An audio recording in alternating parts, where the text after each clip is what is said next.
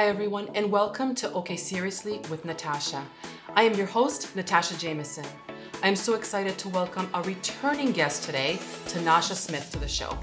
She is a registered social worker and therapist at the Mastery of Self, a practice supporting all individual, couple, and familial needs in achieving self-mastery.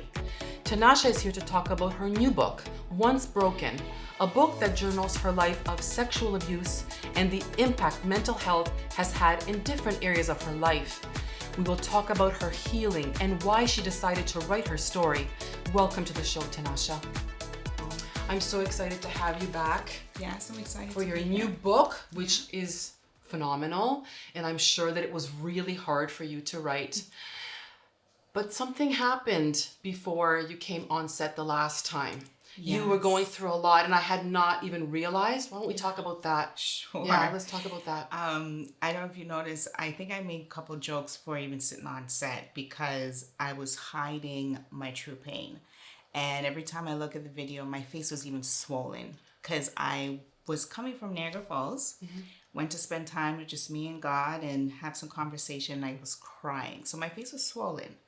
And I was like, I don't know how I'm going to look in the camera, but here we go. And I was going through rough stages in my marriage and a relationship with a friend that I wouldn't say, I was actually looking forward to growing with her because she was older than me. And I was helping her through with her ministry, and the relationship was failing. And it was failing before then, but I didn't pick up on the signs because at home was stressful. That's right. It was so sad. Yeah. And so coming here to do the interview, I was just like, I had to pump myself up, and even just to leave knowing that you're like, oh, you did amazing. I'm like, really? You if did. You only knew what was going on inside of me. Yeah. Oh. And so that relationship had to come to an end. And when it did, my marriage did a 360. Really? Yeah. Oh my goodness. Yes. I wasn't expecting you to say that. Yes. My husband didn't like the fact that I was attending this church. Okay. And he saw things that I saw, but I couldn't see it because I was just so trapped up in the pain that was going on in the home. That's right. And so I kept myself busy and available only to church and my job. And my husband didn't like the fact that I was so invested. Mm-hmm. And so the moment that I gave up the church, and I didn't give it up on my own, God said, you got to take time off. That's right. And the moment I did, everything just revealed before my eyes. Wow. And breakthrough. It was a breakthrough. It was also lessons learned that I was attached to when it came to manipulation. And, you know, that's the same theme within growing up. I was manipulated in so many different forms. My parents, my abuser. And that same manipulation was what was keeping me there and seeking approval from someone who I thought older, wiser than me, know better, only to find out that I was being manipulated. I was being degraded. Oh my. Undercoverly in a sense because she has narcissistic character traits. And it wasn't until I stepped away from the situation I was able to see where I was broken and where I needed to be healed again. That's unbelievable. Yeah. And you came on because you have such a bright light and everybody knows, can feel it, see it. It's got to be obviously that beautiful light from above. It's, that's within you. Yeah. But it's really hard when you're manipulated and played because people that are outside of that can see it, but you can't. Right. Because you're like this. Yeah. Yeah. Yeah. And once you stepped out of it, it became the breakthrough. It was able to come through. It was some heavy healing. And the healing, I immediately went right into what I need to do was go see my therapist. Yes. And immediately things started to just it healed, but it was also going through the emotions and the different scenes and events and everything. Those are the hardest. Those are the hardest. But today I can say that I'm happy that I went through that. That you were once broken? I was once broken. That's right. Right. Let's talk about this amazing book. All right. Okay. What is the intention behind writing it? Well, it was to help any person that has felt that they've been violated and felt that their voice was taken from them. And for that little girl or little boy that was sexually abused and feels that they can never see that happiness in their life or within themselves. So them understanding that you have to go through it and you have to do the work, because there is a light at the end of the tunnel, but you have to be willing to walk through that tunnel. And it's hard And to it's walk hard. through that tunnel and that light. Yes. Yeah. Yeah. It's not easy. Yes. But with counseling, therapy, and the right people that yes, surround you, definitely. you know, anything, you know, if you have like a faith also helps like tremendously, I think. Yes, it does. It all plays You're like a right. big role in it. Yeah. At what age did the abuse begin, and did you realize that at that time that it was wrong? Because sometimes when we're so young, we Yes. blame ourselves. We don't think that what they're doing is wrong, what the Right. perpetrator's doing is wrong. Yes, it was age 4. Wow. And age 4 when I only know that I'm supposed to respect my elders. They played into that. Yeah. Yeah, they played into I'm that. supposed to be seen, not heard, and respect Wow. my elders. And it was having to come home. My mom was in the hospital having sibling number 3. And I had to pick up sibling number 2 from home to bring to school, because that time it was half days. She was in JK and I was in grade 1. And I walked home to pick her up, and the babysitter tried many times to make moves on me. Oh my goodness. And the one time that he was able to corner me was the time when my mom was I didn't know she was back from the hospital, and the elevators weren't working, and we lived on the 20th floor. Oh. And I had to go up those stairs by myself. And on the 7th floor, I believe it was, he came in and he's coming to use the stairwell. Yes. And sees me. And he starts to follow me up. And only to bring me all the way to the top and try to get me to do a sexual act on him. And it was my father that saved me in the moment, and to this very day doesn't even know that he did. Are you kidding me? Yeah. Did he walk down the stairs, or did he look for you? If anyone has ever lived at the top floor, Okay. there are stairwells to the roof. Okay. And they cage it off. They lock it off with padlocks and everything for you not to enter. So he was standing on the stairwell that was closer to the platform. I was standing on the platform, and he was standing on the stair with his penis out and everything, and telling me to come closer. But I was standing on the platform, and I hear someone singing coming up the stairs, and it was my dad. It was your dad. So when he got to the top and he looked up, I'm looking at him, and he's like, "What are you doing up there? You don't know where you live?" He didn't even look up. He didn't look up. And I came down, and when I saw my dad and saw that the babysitter was there, when my father opened the door to go home, I knew my mother was home from the hospital. And I just ran right to the door. No one did not know that story. No one knows. You kept it all these years. All those years. Until you wrote the book. Until I wrote Do the they book. know now? I think they do. Yeah. I think they do. Okay. Yeah. And how do you feel about that? I feel amazing. Yeah. Because I've had to keep that for so That long. secret. That secret for so long. And even if they don't believe it's my story. That's right. And that's what happens with us as victims. We always feel they're not going to believe me. Who gives two shit? No, that's right. It's Absolutely. your story, it is your story. right? You went through it. You lived Yes. Yeah. it. Yeah. I just need a minute after that. I'm sorry. It's okay. Dan will tell you, he's my executive producer. I'm like very often like speechless. No. Not often very speechless, but yeah. But yes. it is something heavy, because as much as I speak about it, I did that healing. You did. To get here. You Yes. know, some people are like, "Oh my gosh, she's not even crying." No, it's not the fact that I'm not crying. I've cried. That's right. Yes. I did You're that on the work. other side of Yes. that. Yes. Yeah. And you're not letting it control you anymore. No. You're speaking about it to Yes. help other people. What was the depth of the knowledge on the impact it would have on your mental health? You were 4. I was 4. You don't know, you're just so little. You're Yeah. innocent. Yeah. Did you know, as you grew a little bit older? No, because growing up in a Jamaican family household where the tradition is, you're to be seen and not heard, or you don't even get a platform to voice your concern. If you're sick, drink tea. If you're feeling pain, go sleep it off. It wasn't come and talk to me. That's right. The approach wasn't kind and tender, but what I did receive from my grandparents, they were what saved me. And that's how I understood what was good and what was bad. Because going to my grandparents' house was like safe haven for me. Yeah. I can be a kid. Being at home, I was responsible for my siblings. Right. I had to be an adult as a child. Yes. And so knowing that I can be loved, but at the same time, I even thought what my parents were doing was love. Of course. Right? When you're little, you don't know any better. You love your parents no Exactly. matter what. They could be terrible, awful. Yeah. They're your parents, your mommy and your daddy. Yeah. But they could only give what they have. That's right. At the capacity of what That they they have, knew right? and And what they knew and understood. And so when I realized that my grandparents were people who are going to hold me, they're going to praise me, they're going to make me feel that I am human and I'm someone to, hug and kiss.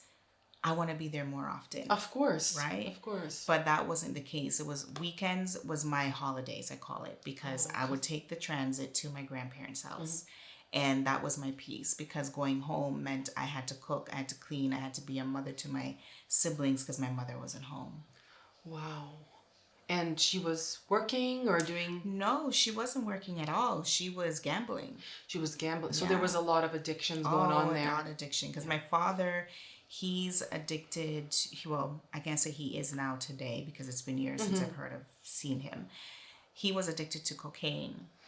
So here are these two people who have brought me and my other siblings into the world. And this is what we have to grow into and grow out of and unlearn. Yes. And unlearn.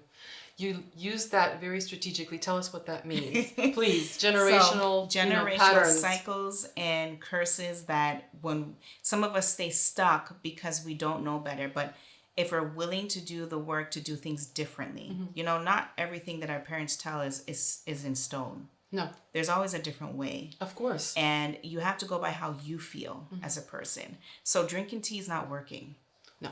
Drinking water helps me. That's right. Right? It makes me flush out all those toxins that I need out of my system. And so going to my bed to sleep it off doesn't work. Walking in nature does. Yes. Right? Yes. And so it's understanding what makes me happy. Because obviously my mom didn't teach me how to love myself. So how did you learn this? Is it from your grandparents or yourself? My grandparents, they worked very hard. It was go to work, make sure you have a great job, and take vacation only to go to Jamaica and help other family members to also shit on you. Oh, so those were the lessons from the grandparents. Lessons. Okay.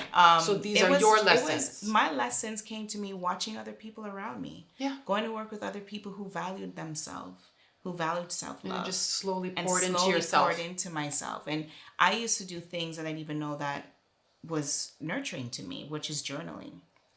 Journaling was my escape. Yeah. And so with my clients, I always tell them, you already got the tools. Yeah. You just forgot about them. Yeah. And so when you come to see me as your therapist, I'm going to remind you of your tools because we have them. Coloring is peaceful for me. Mm-hmm. Dancing is my power. Freeing. Yeah, right? Because I feel free. Yeah. And having to exercise and make sure I'm fit and feeling healthy.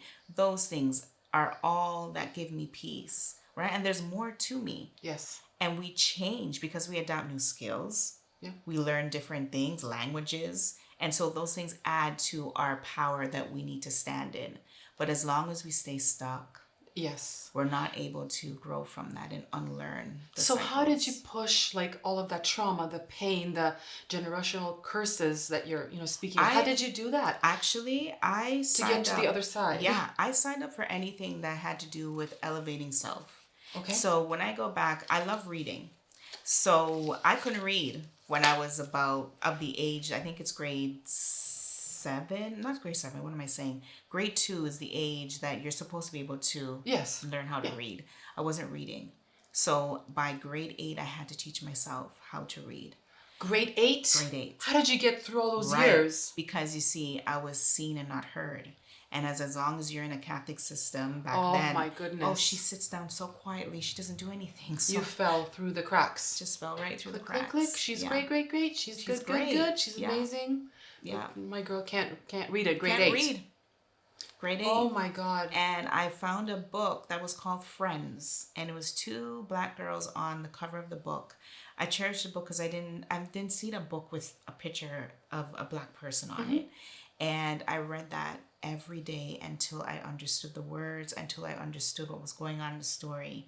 Wow. And when I got to grade 9, I kept that book. I'd even give back to the library. I kept that book and slowly start to evolve in, okay, I know how to spell the word beautiful. I know how to spell the word because. And so I didn't have anyone to share this with. Self-encouraged, yeah, absolutely. So I had to write it down. Like, this is what I've taught myself today. And so when I got to high school, even though I couldn't read, my grades weren't low. I was still practicing at home by myself. That's amazing. And my teachers knew. So I was blessed when my uncle bought me a dictionary. So now I can find the meaning. That's right. Right. And so I slowly, gradually, and develop. And anything to do with self-work, period, Tanasha was on it. Did it take you out of your prison, I'm assuming? Like it slowly did. That cage, it that slowly did you have found like another facet for yourself. Yes, because in the book, I mentioned a time when my mother was on the phone and I was about 5 years old and she said, oh, she's only pretty, but she's stupid. And I carried that right up to university. Your mom. Oh my God. So even when I was doing good in school, it wasn't enough because I'm stupid. And so when I was living now married, have my son, about to have my daughter, Oprah and Ileana Van Zandt had this self-healing, self-forgiveness kind of workshop. I signed up for it. Good for you. And after that, I signed up for whatever came out that I could follow because Oprah was my teacher in the background. I love her too. We bond even more now. See? She was my teacher because I remember as a little girl, I had to be home on time to press record on the VCR for R&R. Oh, okay. Young and Restless. Yes, I remember. And so my mother hated Oprah. She's like, oh, she's just for white people. And I'm like, I don't see that. No. And so because she hated her, I liked her more. And so when I moved out on my own and had my own television, at 4:00, me and my son were in front of the television. I learned how to manage my money. I learned how that, who my son is to me is he's going to be someone different when he becomes a man. Absolutely. Learning parenting skills, learning to forgive myself. I learned so much watching Oprah. Yeah. So Oprah, reading Oprah's books, Ileana Van Zandt, she was a game changer for me because I found someone that went through what I went through. Really? And so reading her story opened me up to be like, I can do this. Yes, if she can, I can. If she can, I can. And Oprah, too, had a very troubled past, such as yourself. Did. Yeah.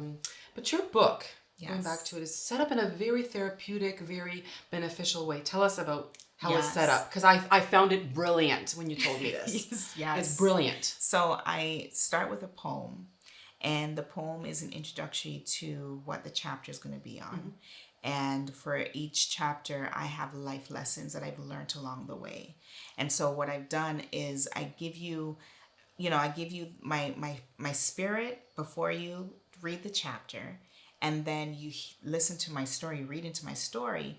And then you realize, wow, these are what she took from it. This is what she learned. And these are the lessons she's going to bring with her. That's right. So each lessons that you learn or read through, you're going to realize it just adds on. So it's almost like I'm creating a powerful vault of just wisdom to bring with me. And it's not that I will never forgive these people who have done me wrong. I'm now powerful because they don't own me. That's right. Yeah. And somebody else reading the story that's in very similar or even totally different circumstances will resonate. Yes. Because they will see those steps in their own path. Right. So you're really like setting up a legacy, I think. Yes. I really, really do. You will help so many people. I'm so glad we're having this show on today. Thank you. No, really. So let me ask you this. What were the life experience that you didn't get from your parents that you had to teach yourself? So we're talking about how like they were, very in Jamaican background, you're not to be seen, you're not to be heard. But was there anything that they taught you? They actually taught me independence. Okay. My mother taught me independence by running her errands. So I learned how to cook at a very young age. So that's what you taught yourself. Yes. Yeah. So from the independence came the things that they didn't teach me was not to love myself. And they didn't love themselves. So what they pour out of them is what they gave me. And it was harsh at times. Yeah. But I now realize that they were so hurt, and they probably are hurt to this very day, that I have to now do the work. And that work is I have to see me. I have to do it till I see. I have to be so comfortable with me that when I look in the mirror, I smile. When I look in the mirror, I see someone that can do anything that is possible. Absolutely. Because I never saw that person ever. Wow. And so through that journey, I had to, if I did something that wasn't done their way, how do I feel doing it? Because that's what matters. That's right. So raising my children taught me great lessons. Absolutely. And so my son, he was very determined, as in not being that boy that's going to sit down and listen. And so he taught me to be a great behavioral specialist, I'll tell you that. And, you know, we were enemies when he turned 2, right up to 8. And he taught me so much about myself, and it mostly to do with bravery, because he was going to do it and didn't care. And I allowed him to be him. Yeah. And I wanted him to have a voice. That's I right. never had a voice. So we always had discussion at the table. Tell me how you feel. Yes. And when he was doing things wrong, I let him know that, yes, you're wrong, but I'm never leaving your side. But I'm going to tell you when you're wrong. Yeah. Right? And so learning how to just go with the flow of what life brings me, and trusting that, and also setting up healthy boundaries. Huge. Yeah. Healthy boundaries is huge. Yes. It's a gift to yourself and to others. Yes, definitely. Yeah. So with my father, he's very humorous, and in the moment kind of guy. Mm-hmm. What I learned from him was to be yourself, even though he did it in a way that was harmful towards me, my mother, and my siblings. To be yourself, but he was harmful. Myself, but he was harmful even to himself. Oh, okay. And so even though he was addicted to drugs, I made sure that I was addicted to anything.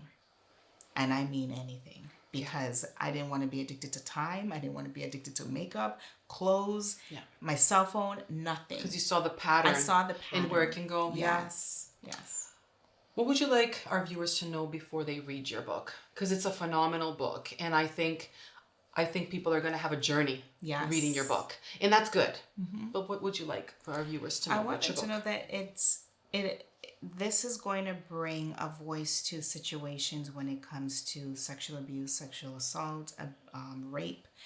Because in our culture, just culture alone, the society we live in, we're great when you are cheering for Blue Jays. That's right. We're great when you're driving nice cars and wearing the latest shoes. Sure. But we're also going to say, we're against sexual abuse. We're against it. And someone in your circle becomes a victim.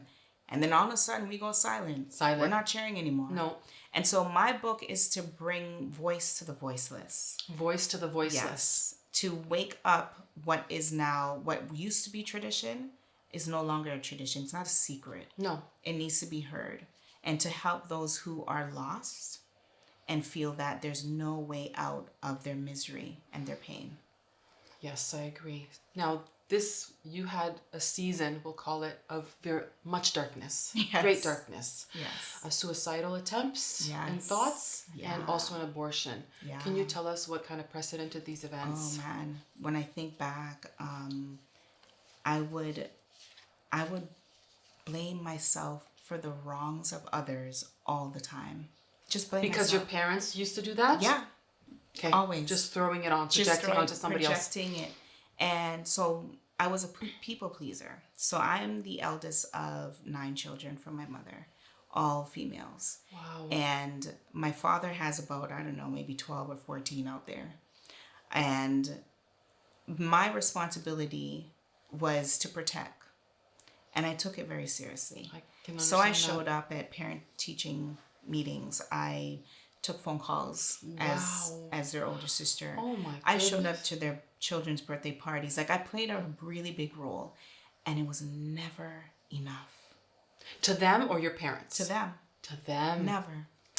And so one day I decided enough is enough now. Yeah.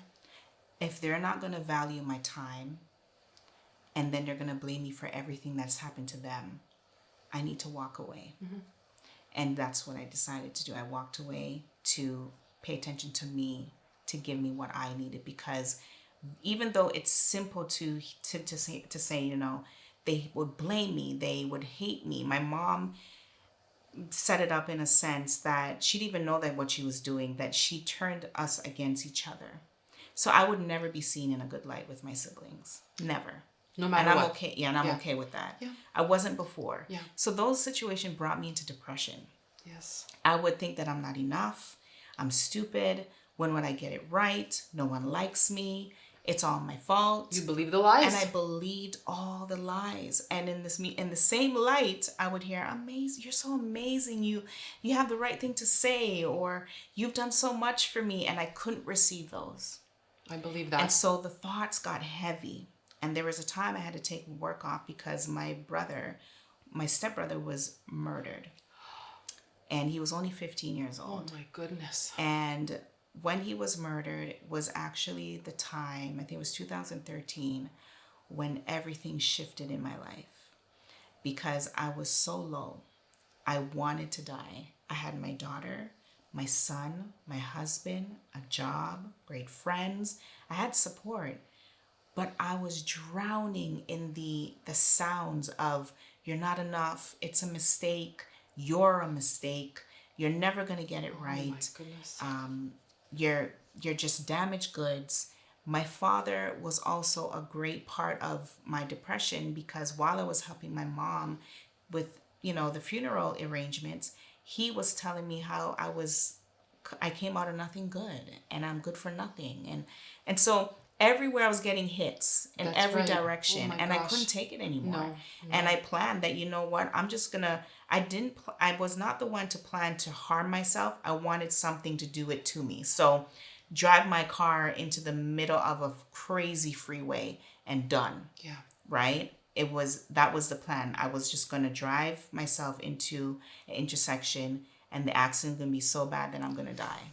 So that the conversation, That's the that conversation. real stops. Constant. It's constant. It's and nonstop. never Yeah. stops. No. And so the time that it did stop is when I got so busy at work that I was constantly just back and forth, back and forth. But the moment that it went silent, It's back. it's back. Yeah. And it was horrible. I had nightmares of my abuser coming to abuse my children. Oh my God. I had nightmares where I felt that I couldn't save them. I had nightmares where I thought that he was following me. I had nightmares where I thought they were after me and were going to put me up for sale, like take me from my home and bring me to somewhere where they can just destroy me and kill me. It was rough. Yes. And I could not take it anymore. And so those dark, dark places, when I hear people say, "I think I'm hearing voices," I've heard them. Yeah. I've heard those voices in my head where I'm told, "Just die, kill yourself. Why bother? Live. You're worth nothing." Yeah. And it gets so loud that you isolate yourself from everybody around you. To shut it up, and it won't. Because you're reaching out Yeah. to your friends and your family and no one's understanding you. No. And so I decided to seek help. And it was the murder of my brother that got me there, because I went for grieving, but I actually went there to heal my entire being of my whole life that I've been through. That was the path all along. Yes. That was the path, because Yeah. those conversations needed to come to an Yeah. end. No one doesn't like to talk No. about depression, suicide. No. It's It's forbidden. Yeah. Exactly. I'm still like shaken just by what you're telling me, and that you're such a bright energy. You know, I hold you in the highest respect. Thank you. And this book is going to help so many people. Yeah. And I'm so grateful and thankful that you've been on the show today, you know, Thank with you. with all of your brightness, your light, and your knowledge and insight. Thank you know, you will help people's lives, you know, Yes. be better just because we have this conversation today. Yes, and I want, like, a lot of people, a lot of my family members were upset that I wrote a book because they thought it was about them. Yeah, it's not about them. And it's not about It's them. not about Their them names at are all. not even in there No. because I said I wasn't going to give you that much shine. No, that's right. Right? Exactly. Thank you. I wasn't going to put you on any No. platforms, right? But I am grateful for all the people who have walked into my life, because I've learned so many lessons about them, but most importantly about myself. Absolutely. And all that I thought I wasn't, I know that I am. I love it. Yeah. I love that. How about your takeaway for our viewers? Oh, take Some advice. 3 little points that they can take away from today. Although there's so much. There's so much. I know. Trauma happens. Big trauma, small trauma happens. But if you know that you need help and you sit there, eventually that trauma starts to eat away at you. And so I encourage you to do the work. Start with yourself. Try to help yourself with all the tools that you have. And if you've forgotten them, find a professional that can help you restore those tools, because we all can heal ourselves if we just take the first step. That's right. And you said the tools are within us. It's within us. We have that magic that we're waiting for someone to give us. We are that magic. You are. Yeah. You are wonderful and that magic. Thank you. I'm so happy to have you on the show. Thank you so much again for being my special guest. No problem. Yes. That's all the time that we have for today. Please make sure to subscribe to our channel, and until next time,